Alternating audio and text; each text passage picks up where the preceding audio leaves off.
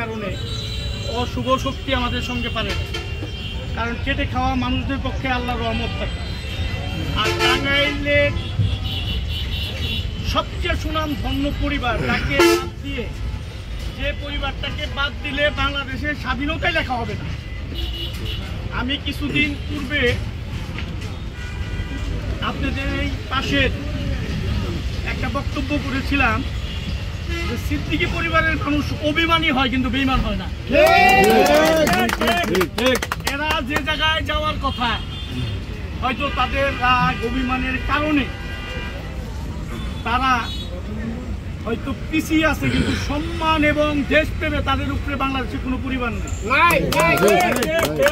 আপনারা গর্ব করতে পারেন কোনো জায়গায় যেয়ে সারা টাঙ্গাইলের মানুষ যে পরিবারের মানুষের বইলে আমরা পরিচয় দেই যে আমরা সিদ্দিকী পরিবারের মানুষ, সিদ্দিকী পরিবারের মানুষ আমরা চিনি, এইটুকু বললেই কিন্তু সারা বাংলাদেশে একটা মর্যাদা দেয়।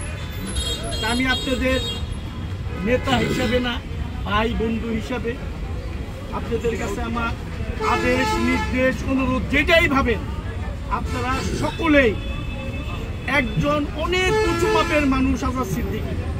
যে সময় ঢাকা বিশ্ববিদ্যালয়ের চেয়েও বেশি ছাত্র ছিল সাদত বিশ্ববিদ্যালয় কলেজে, ওই তৎকালীন 21,000 ছাত্রদের মধ্যে নির্বাচিত ভিপি ছিলেন, জিএস ছিলেন।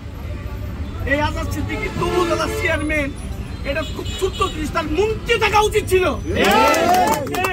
আর মন্ত্রী থাকা উচিত ছিল। আমি শ্রদ্ধার সঙ্গে স্মরণ করি সাধারণ সিরাজ সাহেবকে, এই কালিয়াতি সন্তান।